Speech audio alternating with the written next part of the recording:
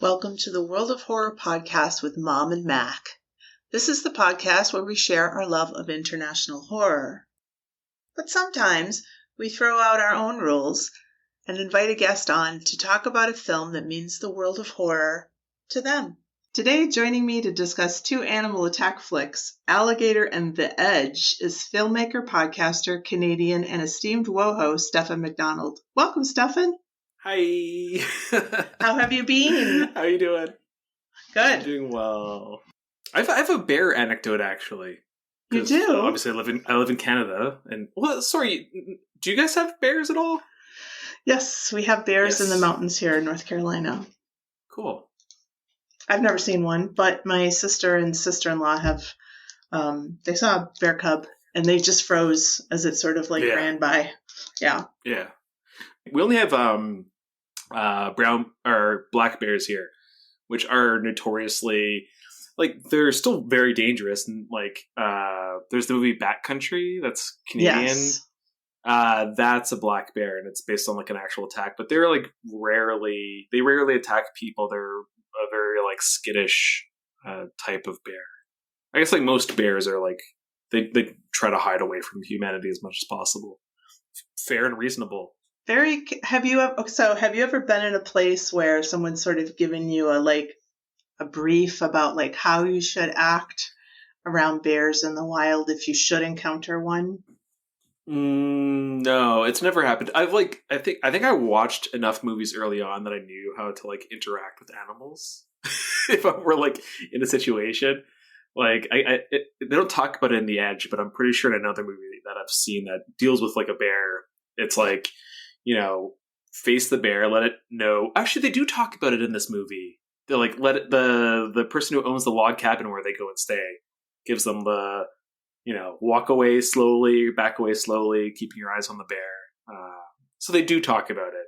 So I guess I probably learned something from The Edge as a youth. Well, this came out when I was 12. It was in 96. Okay. And I saw it in theaters.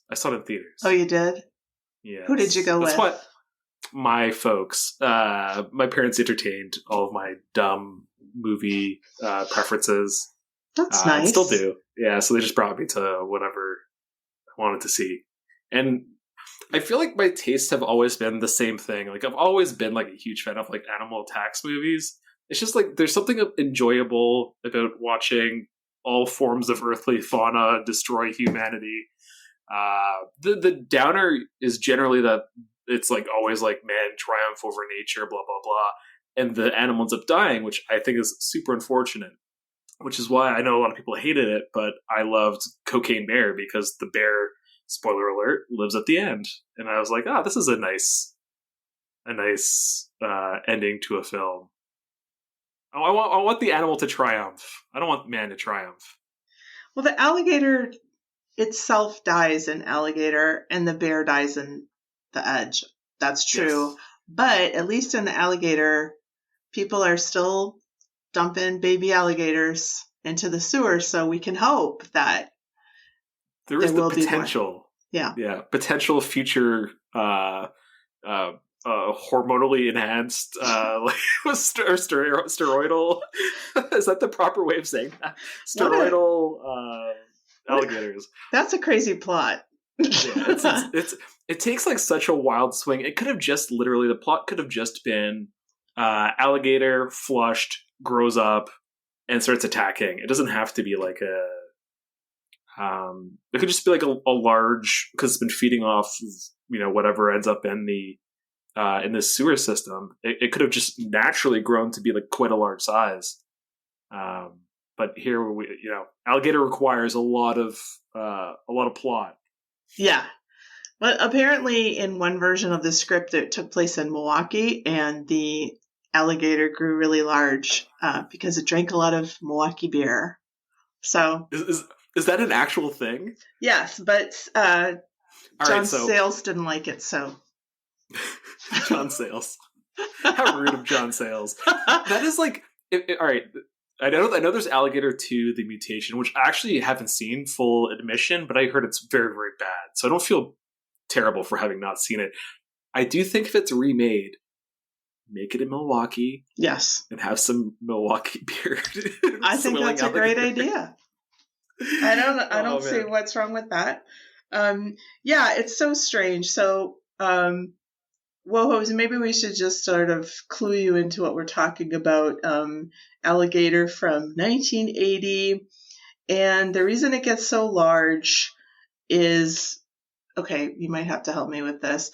So there's an evil scientist who is trying to create large animals. I'm not sure what the project is exactly. Yeah, it's a large pharmaceutical company, Slade Industries or whatever it's called. The guy who plays the titular Slade is Dean Jagger. I'm just looking at IMDb here, and Great name. Great name. For anybody who has seen White Christmas, he's the old man. They'll follow him wherever he wants to go. So horror movies, you have to find like some. I don't want to be like mean or like ageist, but like a decaying actor who can like barely say their lines, but they have like the credibility of being from White Christmas.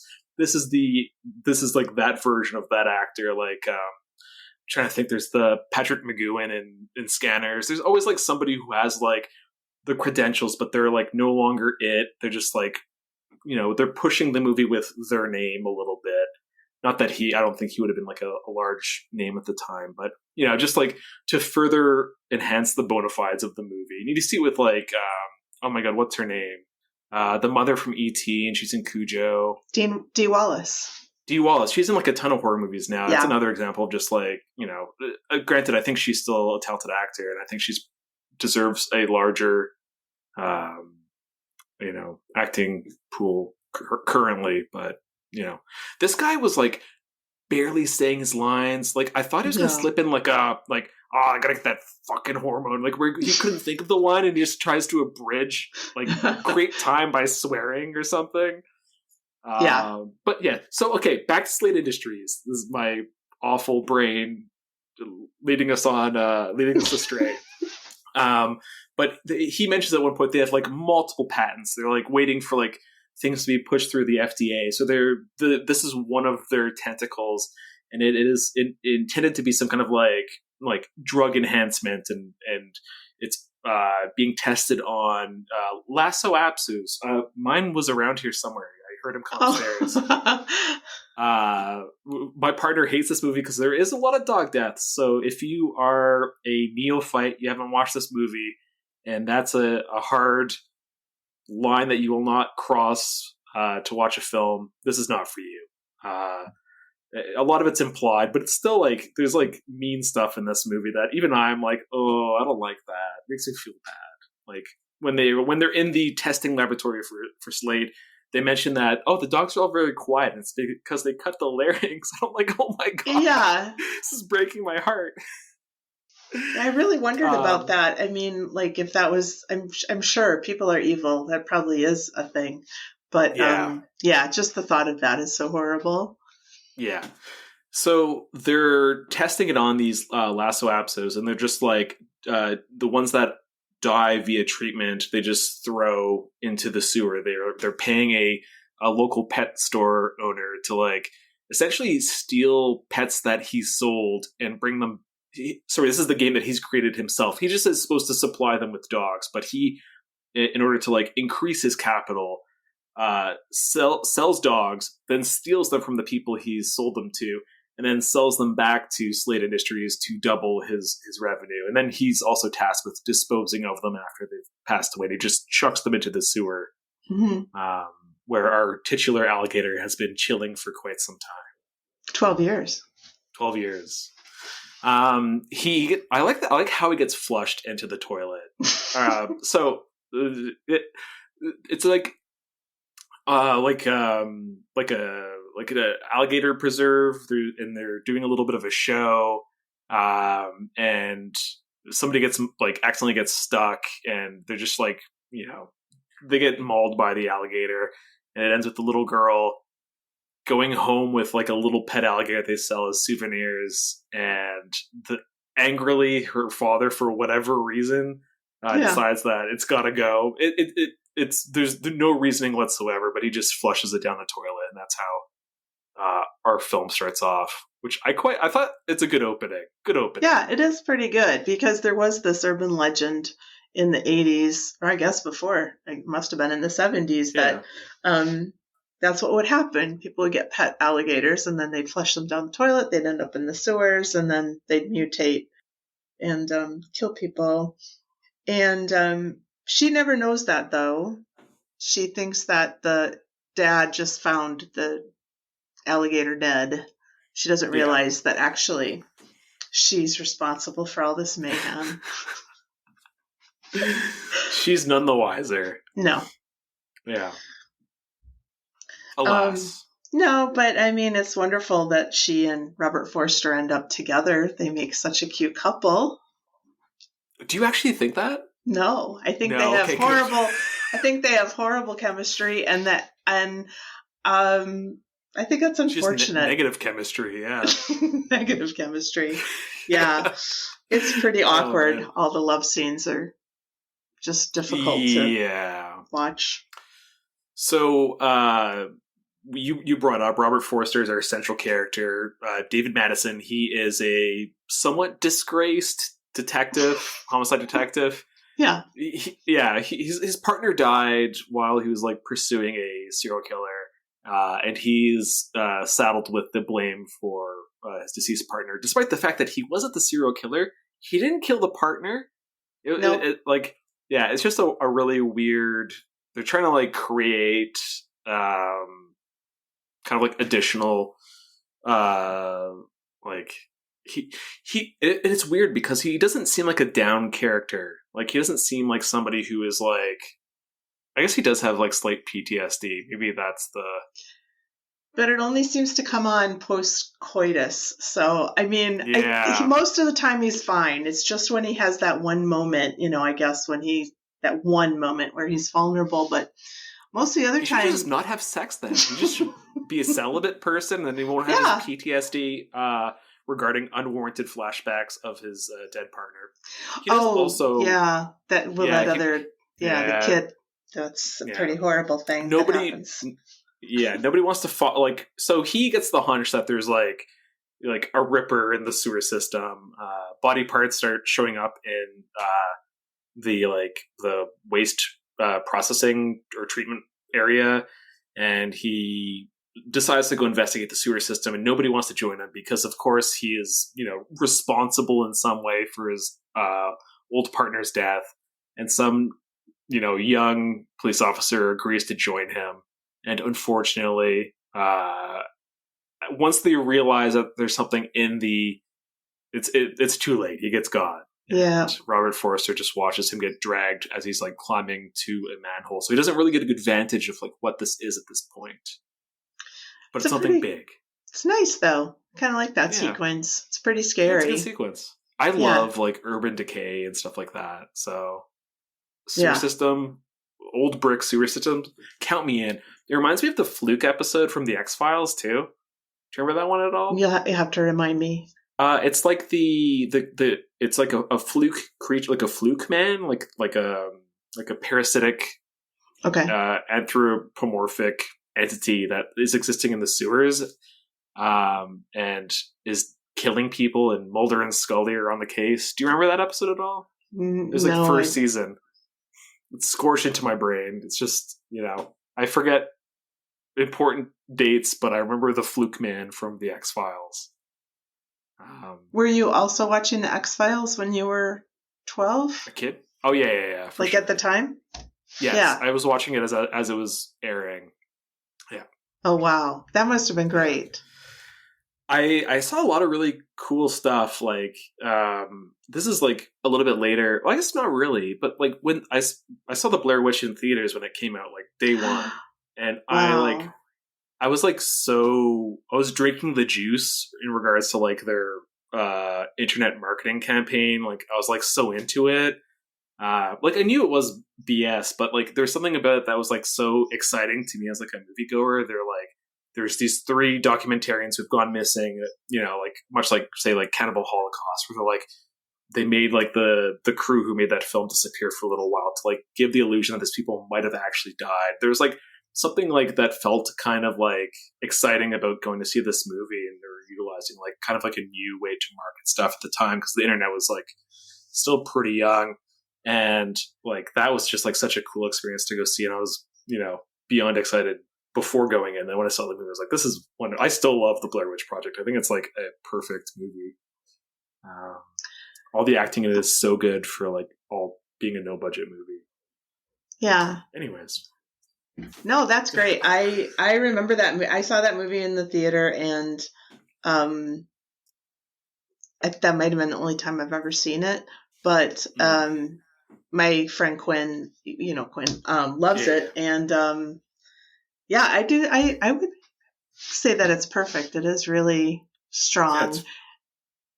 It has like a good sense of humor too. Like there's like I don't know, man. It's just such a wonderful thing. I recently I was like looking for a decent release of it, and I couldn't find anything, so I bought like a cheap DVD. And I was like, I don't like this movie's shot on like early like mini DV camera, so it looks like trash minus the like the film photography in the film.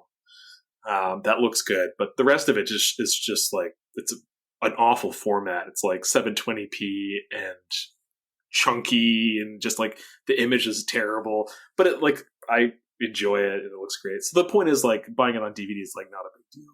It still looks terrible regardless. Was that 2000? I think it was 1999. Okay, yeah. I'm not sure. I can look it up because I just remember Mac was really little. 99 sounds good. I think he was 3. That sounds about right. Yeah, it was 99. Yeah. I think this would be the perfect movie to see when you're about 12 years old. I think that's really excellent. Now, it's kind of funny stuff in that you were talking to me about the dogs, and that is disturbing, but, you see a number of horror films and you just kind of learn to expect it. You did not tell me that a small child also gets gotten by the alligator. Fun fact, I like when a child gets killed in a movie, I'm like, yes! Because nobody does it anymore. I know, I'm so excited. It is a good... we're the same. I love it when kids get killed in movies. It's Did you see Immaculate? Speaking of... No, I didn't. Oh, I won't spoil it. Well, I think you already did. I did. I'm sorry. I'm sorry to anybody who's listening to this who hasn't seen it. Is that the one with Sydney Sweeney or whatever? Yeah, I think she does a good job in the role. Yeah. Yeah, I don't know who she is, but I just keep hearing her name. So, okay. Yeah. Would you recommend that film? Yeah, I want to see The First Omen. I haven't seen that. Me too. I've heard that's so good. Apparently they have like identical, or not identical, that'd be like unfair, but like relatively analogous, similar plot structures. And where it goes, I think it's supposed to be very, very similar. It's just funny because I don't want to give it away, but like the movie that I'm making has also a somewhat similar ending to it. Uh-oh. I mean, it's fine. It's a vastly different plot and of different importance of the ending, so it's fine. Did you want to talk about your film, Stefan? Yes, sure. We got clearance on our title finally from our lawyer, or entertainment lawyer, so we can officially say that it is called Head Like a Hole, which obviously is a Nine Inch Nails song, which is why we're slightly worried for a little bit, but it could exist separately, and usually song titles aren't trademarked anyway, so it's fine. But the premise is a person who's recently found themselves unhoused accepts a odd high-paying job where he must take up residence in a bungalow, and his sole task while he's employed is to measure a hole in the basement to determine whether or not it grows in size, and has to be measured every hour on the hour. And if any other phenomena occurs, he must report it. And it's the most like anti-capitalist movie in the world. It's about anybody who's had an office job that didn't understand, like felt unimportant in their role and didn't understand what they were doing half of the time. If this is you, I think you can relate to somebody who is literally given the most inane task in the world. albeit it's like high paying, so he like accepts it at first, but it's about what you lose of yourself to be gainfully employed, and also how work can be treated as a religion, if you will. So, Oh, I love it. I love all those themes. yeah, I'm working on the trailer right now.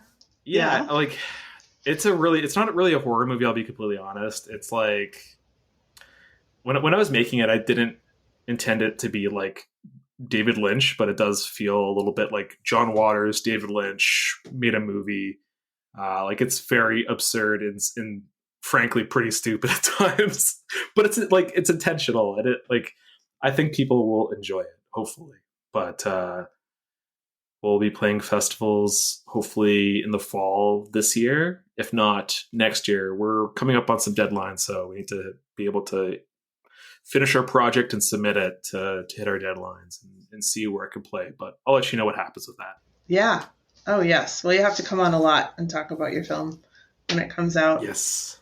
And who is featured in this film? Yes, we have Steve Kassan, the person I usually cast on my stuff. He's great. He's been in a Canadian film Life Changer, which is about it's like a body swapping horror movie. And he's in a ton of other stuff. Like he's currently in a Wendy's commercial, I think it is. Congrats. Which is very, very funny. Or is it might be a Burger King. It's a fast food chain. It was very, very funny to see him in that. And Jeff McDonald, who's an LA fella, who's like a stage actor. And my buddy Eric is in it. Mitch is the producer / my co-host in the podcast, is also briefly in it. So it's a completely no budget affair. I made it literally by myself with actors. There's like nobody else except for a sound recordist. It was like literally the smallest, most nimble thing in the world. But that's so cool. If you like no budget stuff and you're like can look past the warts that you typically get with those kind of things, I think this would be up your alley. I'm really excited to see it. Yeah, I mean, Mitch is very blunt and can be like, I don't want to say like rude, but like he'll be clear about like what he likes and doesn't like, and he was like, "This is good. I was never bored, and it's very funny." So. And Eric, I don't know him well, but I follow him on Instagram, and he's hilarious, and he's been in a bunch of your short films. And he's also a commercial guy too. Yeah. I wish your whole team all the success in the world. Thank you. I'll send you a cut when it's good to go. Ooh, and you can just that's have exciting. Yeah. So, are you a fan of alligator / crocodile movies? Yes, I am. But so you don't like Crawl though, which is fine, I don't like Crawl. I hate Crawl. But mostly it's the people parts. Yes, 100%. Completely agree. I think what Crawl does, or what it allows to happen, is a lot of people getting destroyed by crocodiles. And yeah. So the quotient to enjoyment from that takes the character drought and just allows it to you get a half glass of water with that movie, and I think it's enough. If you want to see people get destroyed by crocodiles, a lot of them get wiped out, and I do really like the convenience store scene. I think that is really good. Where 4 or 5 people just get like taken out in that cool. Convenience store scene. It's awesome. Yeah. And that girl, the woman in Crawl, is in The Gentleman. Did you see that on Netflix? No. I haven't watched anything new on Netflix except for Mitch watched Baby Reindeer, and I watched the first episode of that. So that's good. The only Netflix related thing that I've watched. It was, I guess, it's a Guy Ritchie joint. And, I've heard about it. Yeah. Yeah, and she was great. I was like, I know that name. It's a very specific name that I can't remember right now, but I'm like, that's the girl from Crawl, and plays a very different part in The Gentleman. Right. And The Gentleman is fine, but it's 8 hours of Guy Ritchie, which is a lot of Guy Ritchie. His sense of humor it needs to get like condensed down. Make a snatch length movie and call it a day. You know? Yes, exactly. 2 hours. 2 hours is about my limit. But okay, well, in terms of Alligator, a couple of things I thought were interesting. Ramon, the often malfunctioning animatronic alligator used in the film, was later donated to the Florida Gators of the University of Florida in Gainesville, Florida, as a team mascot. That is pretty cool. Imagine having that as your mascot coming out.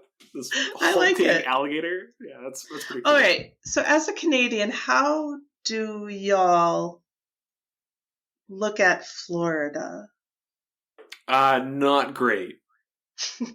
Well, because you are correct. So yeah, I mean, like, so our Florida, we have a Florida-Texas hybrid, and that's Alberta. Okay. Oh, okay. Alberta is our province that is just like largely just like a frustrating nightmare. Our current Prime Minister, Justin Trudeau, who is not a good person. I don't enjoy him at all. He sucks. But there is like a shitty conservative movement that's like, fuck Trudeau. But I don't want to like get lumped in with that. Hating the Prime Minister used to be a cool punk thing, but now shitty conservatives have co-opted it. Much like, not saying Joe Biden is a good person, but, like people who hate Joe Biden, blah, blah, blah, blah. He's our moderate, like Joe Biden. Okay. But his father famously gave the province of Alberta the finger as he like flew out of the province, and that is how Canada feels about Alberta. And wow. I would say that's kind of like it's where like Oliver Oil drilling is, and all the people are like, you're gonna take our jobs because of the environment. Like, it's like fucking insane shit that people like, and that's like our ultra conservative, stronghold over there. So I think that's kind of like how we view Florida, but like it's also somewhat unfair because they have the Sunshine Law, right, where they can like publish more crime stories. Is that correct? Oh, I don't know. I feel like there's like some form of like like maybe like misdemeanor crimes or something like that. Like all the insane shit that gets reported about Florida is like hidden for other states, I believe. Am I incorrect in saying that? I do feel like there's a reason why there's all the wild ass stories that come from Florida, I think, are due to something that allows them to like filter out into the news world that is not that doesn't exist in other states. But I'm not sure. Oh, I gotta look that up right now. So it's like, if I'm wrong, and sometimes I just like gravitate towards like a piece of information or parcel of information that I misrepresent it later on. So I like, here, let's look it up. That's Sunshine. Okay. I can fully relate to that. But all I know about Florida is I have no desire to go there, and they seem to want to, like Texas, and Arizona, they seem to want to go back to a more brutal time. And they don't want to tell their students the truth about slavery, and I don't know. It's a dark time. Yeah. So I don't think the Sunshine Law is the correct thing. Why do so many wild stories come from Florida? So I do think that I don't know if it's the Sunshine Law in particular, but the Miami New Times claimed that freedom of information laws in Florida make it easier for journalists to acquire information about arrests from the police than in other states, and that is responsible for a large number of news articles. So I think that's what I was trying to say. Yeah. So maybe like everybody's like Florida is what I'm saying. Politically not the case, but you know what I mean. Like, in terms of like petty crime. For sure. I think Florida might get the Florida Man stuff might be a misrepresentation.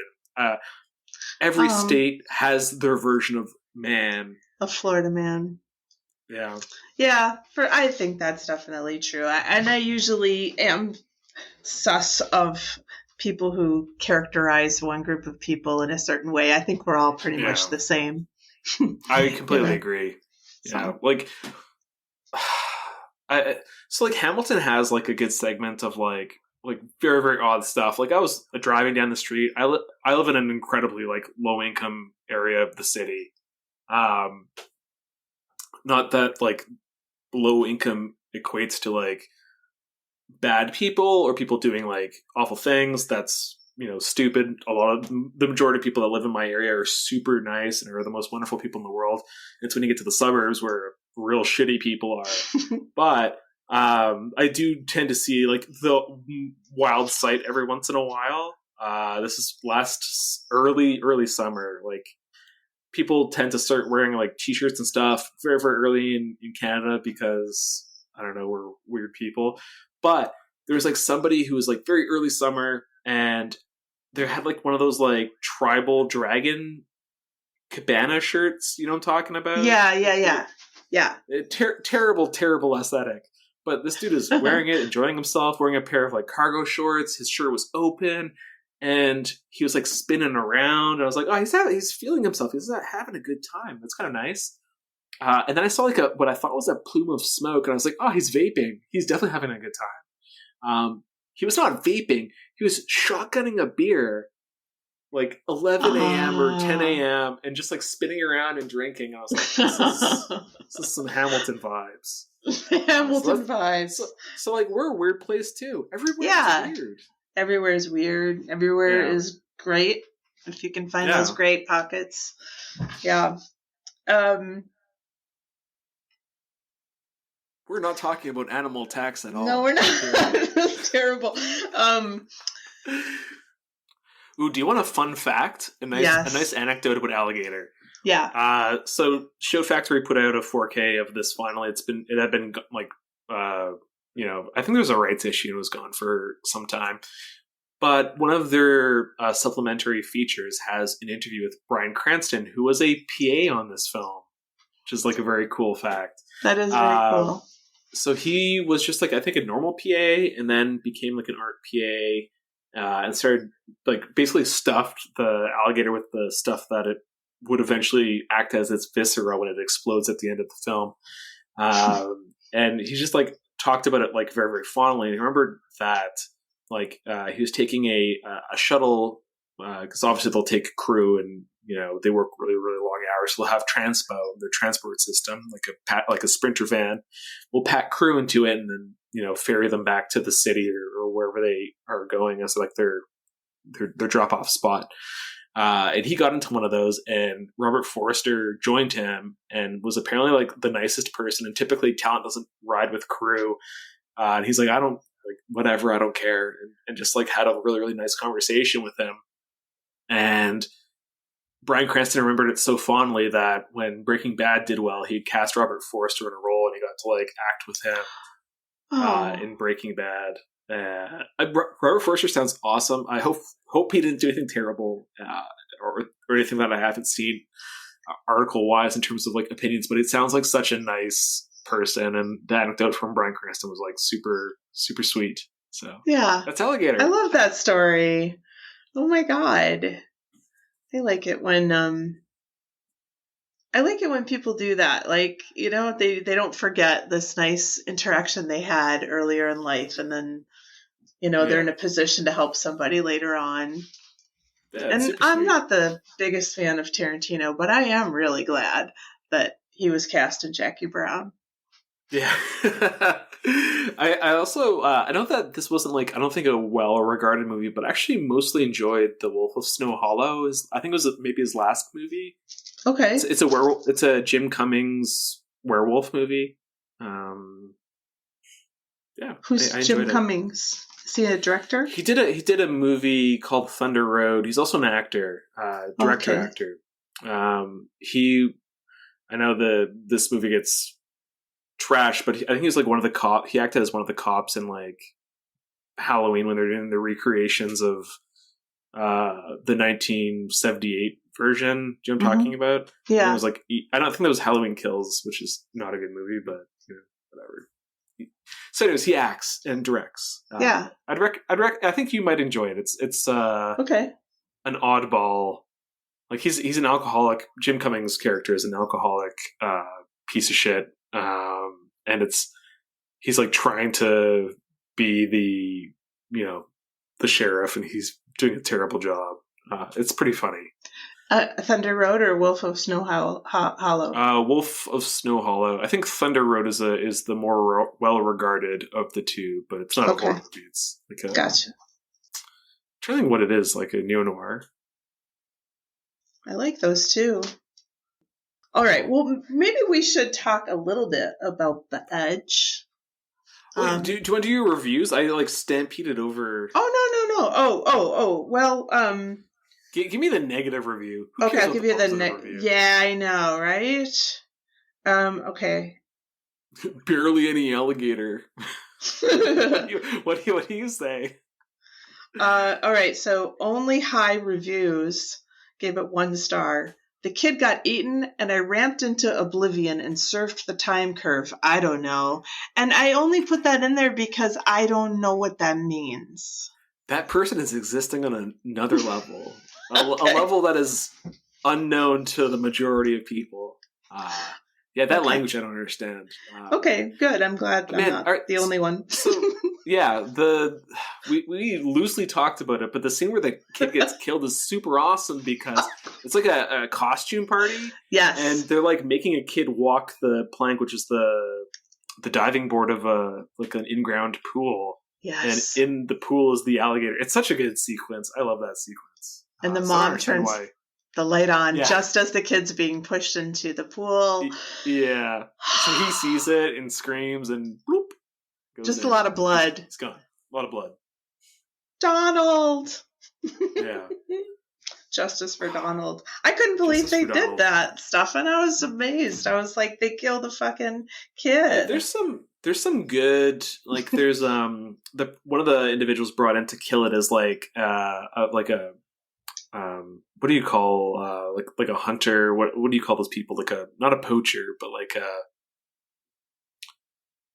if it were fish, they'd be an angler. Or what's it called when like he's like a prized hunter. If you've seen Jaws 3, he's like the Fitzroy, the fancy person who like puts on a pomp and ceremony about their personality.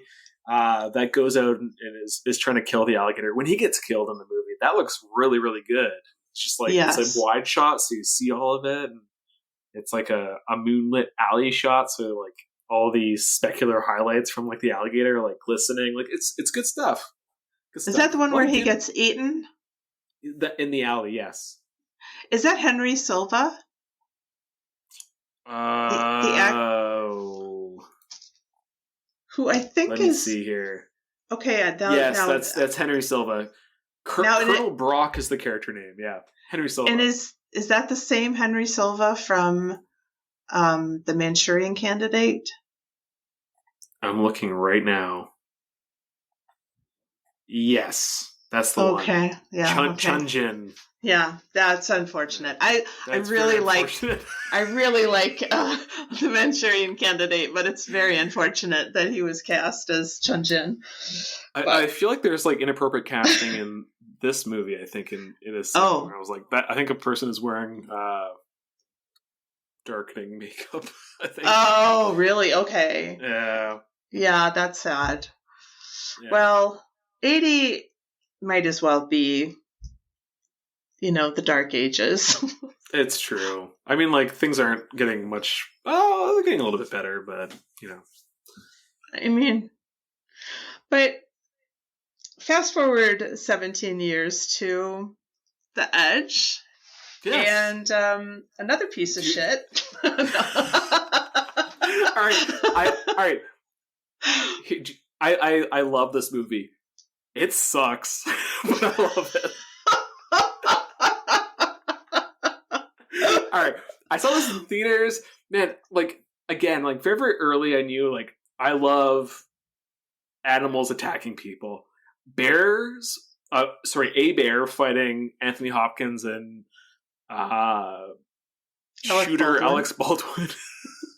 Oh, I know. Put him on trial, man. He's the producer. Anyways, probably shouldn't be talking about that, but that's fine. Yes, yeah. I'm trying to think of the. Is it Parnell? What's the name of the other, like, the Stephen character, the actor who plays him? Harold Perrineau.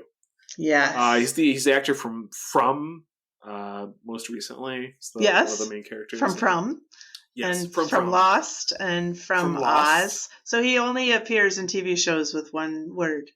Yes, as the title. But he's in The Edge. Yes. Sadly, I feel like he's only served to be the indicator for, like, how, you know, mean this grizzly bear can be, this Kodiak bear.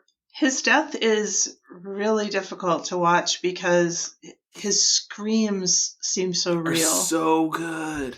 And, like, so it sounds like whoever's recording the sound, it clips. And, like, when you bring it down, you, like, lose the data from, like, bringing it down. And it makes it sound more horrifying. Because, you know, when he was, like, screaming, he was, like, giving it. And yes. Yeah, it just somehow works very, very well. If anybody doesn't know, so we have super billionaire Anthony Hopkins, Charles Morse character, and he's married to Elle Macpherson's Mickey Morse, and he's an older gentleman, and his character is, like, largely concerned about are people friends with me because I'm rich? Is my wife with me because I'm rich? And he has, like, all of these hang-ups, and he's, like, very, very insecure. And we have Alec Baldwin's Robert Greene as a photographer, and he's photographing his wife in Alaska. And for Anthony Hopkins' character, their relationship is a little bit flirtatious, and it makes him uncomfortable. Harold Perrineau, I think his character Stephen is just like a PA kind of. I don't know what his, like, role is, but it's, like, mainly to do with, I guess, like, the logistics of, like, what they're doing out there, I suppose. Yeah, Alec Baldwin, like, kind of orders him around a little bit. Yeah. So they're not getting the shots that they want, so they decide to fly out and find Alec Baldwin's character sees, like, a photo that was taken by the person who owns the lodge. And he's like, that's who I want to be in my campaign. So they end up trying to fly out to meet with this person.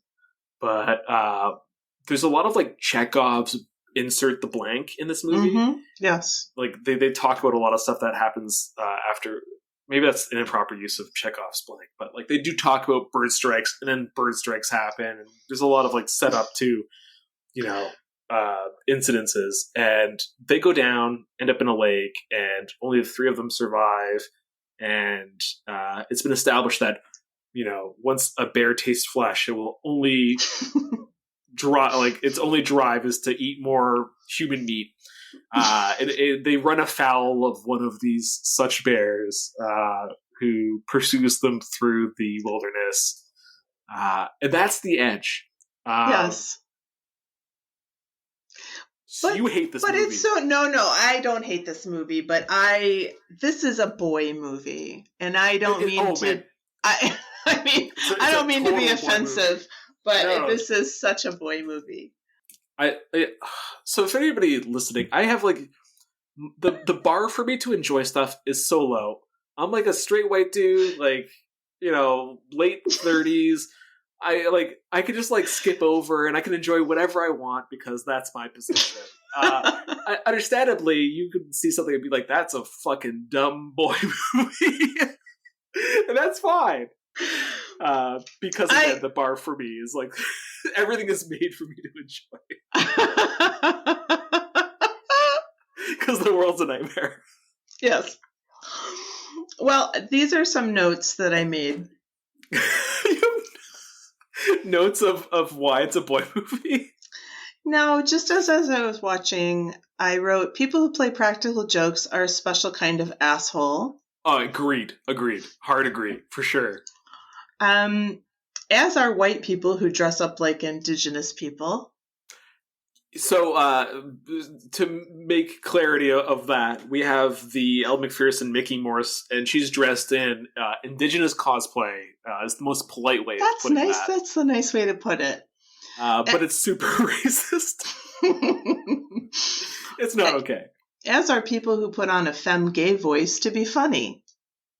Yes, I think Alec Baldwin does like what does he say?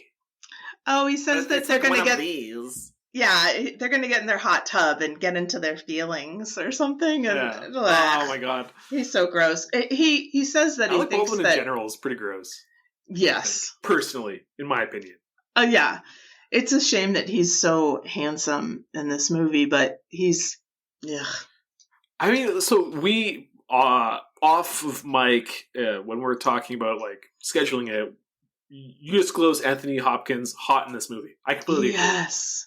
Alec Baldwin, not for me, I don't think. He looks like an alcoholic a little bit. I mean, do you know what I mean? He just looks, he's sort of got that, he's a little, I don't know how to explain it. He's puffy. Puffy. Yeah. Yeah, he's puffy. He's puffy. Yeah. He's got those beautiful eyes, but I think he's the most beautiful in Beetlejuice. But this is much later. Yeah, this is much later. Then I wrote, the bird strike plane crash is super scary. Yes, 100%. Yeah, not great stuff. They smash through the glass and blood and feathers just like pummel them and the plane. I'd like to see a making of in that scene. That was pretty great. Yeah, it all looks pretty good too. Like it doesn't look like, I'm sure some of it's like model stuff, but it cuts together quite well. And then they crash into the water and Hopkins saves Perrineau, but that's really scary with the seatbelt and everything. Yeah, Alec Baldwin. Charles Morse, Anthony Hopkins' character, was gifted a knife and uses that to cut Steven's seatbelt, and that's what allows him to save him. And then I wrote, Charles, you might want to conserve your breath is such a lovely way to say shut the fuck up. Oh, it's so good. There's a lot of like funny. Well, I didn't write anything down because I'm an idiot. No, you know this film a lot better than I do. It's okay. I know my boy movies. You and I like a lot of the same movies. This one, I will say, because I think we talked about like a few movies, and I will give a lot of like grace to any movie where like somebody's getting attacked by an animal. Like I'll just like enjoy it. So I think I enjoy this more than like somebody who doesn't enjoy those types of movies would enjoy this movie, because it's honestly not a very good movie. It becomes quite convoluted towards the end because the bear is no longer the villain, so now Alec Baldwin has to rise to the occasion. Oh, and boy, does he ever! Yeah, well, it's a pretty dumb reveal, and if he had basically, Alec Baldwin's character decides to, I guess his plan has always been to off Charles Morse / Anthony Hopkins, and then once the bear is dead, when they get to like an outpost, grabs the revolver and is going to shoot him. I'm like you had ample opportunities to allow the bear to do your dirty work for you, and you've chosen to not do that. I don't know. It just became like too convoluted. Just have the bear be the villain, and that's it. We don't need to have the "I'm murdering you for your wife / money" plot. And the bear is pretty scary. He's really big. He's really good. Yeah. And when he attacks people, you see like inside his mouth and his like gross tongue and everything, and he's really scary. Bart the bear. Bart the bear. Yeah. Bart the bear. And let's see. When there is a monologue from Alec Baldwin where he's like, "Oh, you rich assholes, you're just terrible people. And I wrote, the monologue comes out of nowhere. I don't know, like, why he's saying that at that time. Yeah. But yeah, I don't know. Man, all right. So to your point that this is a boy movie, 100%. So Anthony Hopkins delivers the line for his character that why do most people die in the woods? And he says shame. That's the most boy shit in the world. Yes. Like, shame because I found myself in this situation. I'm a man. Blah blah blah blah. Anybody else would be like, I'm gonna like get out of here, and move my ass, and we have this boy line in this movie. No, it is very male and manly, macho, and I don't like the plot point being that they are both in love with the same woman, and it's junk. It's disgusting. I kind of just wanted Anthony Hopkins' character to just be an insecure rich person, and that's yeah, that would be great. And that part where he says, "Charles, you might want to save your breath," is a nice one, because he dips his head, like he knows he has been blabbering on, and he's a know-it-all, and he knows he's annoying, and I just thought that was a really nice moment. And then at the very end, well, a couple of things. How did they make those lovely bear clothes? In no time at all. They look great. And they have seams down the back and everything. So after they kill the bear, because like we already talked, the bear dies. They fashion some nice bear claw necklaces, and create some like, Hawkator bear vestments. Like, I don't know. It's pretty. That's silly. It's very silly. But Alec Baldwin's character gets attacked, and he says, "I can't say that I feel very well, Charles." And I think that's my favorite line. Yeah. That's a pretty good. I also, that lives rent free in my brain for sure. So I agree. But also, there's only one helicopter out there looking for him. I mean, he's supposed to be a billionaire. And there's just one helicopter that finds them. I feel like they're doing like quadrant checks. So like each helicopter has like a quadrant. So I'm not like surprised that they do see one earlier in the movie and then they see the one at the end. It kind of makes sense that you wouldn't see, an army. You just see like the one because they're spread out over a distance. Okay. I'm going to give the movie the pass on this one thing. In all of the other stuff, it gets no pass, and I understand. It's but in terms of just a bear attack movie, I think it is pretty good. The bear attacks are very scary. I said, all right. Sorry, the one thing that I think that when Harold Perrineau's character dies, Stephen, it is scary, but the reason is dumb because. So, Anthony, it's revealed early on when they're talking because everything is set up and then pays off because this is like one of those screenplays. But it's revealed that you need to like cover your food, put it away, and otherwise, like a bear will catch the scent. And the bloody rag, Stephen cuts himself while fashioning a spear, a task that. Anthony Hopkins' character gives him to kind of like concentrate on something because he's spiraling, and he cuts himself, and he basically Anthony Hopkins cuts off the bloody garments and gives it to Alec Baldwin's character, and he's like, "Go bury this." And prior to the attack, it's revealed that he just put it up on a branch or something. It's like literally catching the wind. It's like so obnoxious. Granted, like that maybe that was like his plot to draw the bear into. Like, I don't understand. Like, I don't know. Like, it's so patently stupid that like it kind of ruins the sequence. Like, if he like left it on the ground or something like that, like I would buy that more. Like, oh, his character's lazy and he just threw it. Yeah, it's But like the fact that it's like speared onto a branch and flitting in the wind I is agree. pretty stupid. And then when he gets attacked, it's horrifying. Oh, that'll stick in my brain for a while. It's just the screams are just like so, just so visceral. That's what I come for. That's what I enjoy. Apparently, this was filmed in Mount Assiniboine Park on the border between BC and Alberta. Have you ever been there? So I told you I had a bear story. Yes. And I do. So we were hiking the Joffrey Lakes, which is like a very, very nice, like super long hike, and you get to see like 3 layers, 3 lakes that are caused by like a melting glacier. Very, very cool stuff.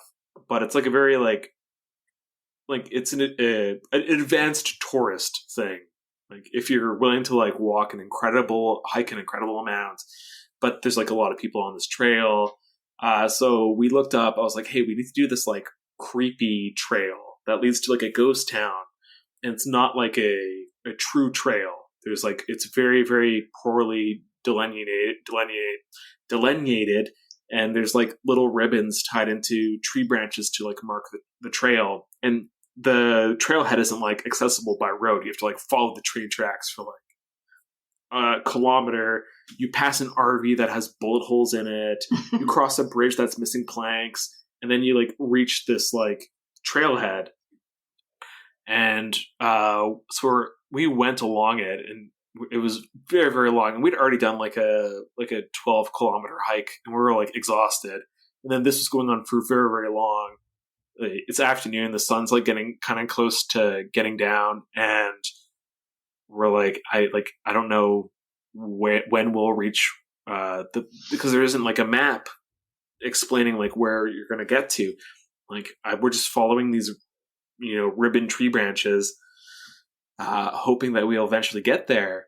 And while we do get there, and it's very, very cool. It has like a lot of like natural plumbing. So there's like, while the buildings, the old logging community is like they've largely collapsed, there's still like the pipes are pushing water still because it's just like a natural water source. But we decided to basically like, we are passing a river, and we went around the river. We're like, oh, we'll just follow the river and we'll cut all that time off because it's getting dark and we need to like get, we're exhausted and we just want to get home. Fun fact, I have like a bladder the size of a pea. My partner does as well. So invariably along this extremely long trail, she has to go pee. So she like goes behind a rock and she comes back and she's like, we have to go right now. So it's like fresh bear shit, and that was like grizzly area. So that's my close call bear story where we were like off trail in like a very dangerous place. Nobody knew where we were, and bad stuff could have happened. But that was like outside of Banff, which is a popular part of BC. It sounds like you were trying to recreate the plot of Backcountry. It's true. It was very scary. We're all anxious and we're like looking around, and because we were off trail following the river, there's nothing to, you're like walking through brush and stuff like that, and it was just very, very a creepy. It was like a 45-minute walk that felt like probably like 3 hours because we were so anxious. It was very creepy. Yeah. Good time. That was like 10 years ago. I really do want to see a bear, but I don't ever want to be close to a bear. I've never actually seen a bear. So much so that it has become like a joke with my partner's side of like her family, because they've all seen bears, mostly like brown bears or black bears, because they have like their family cottage is super northern Ontario.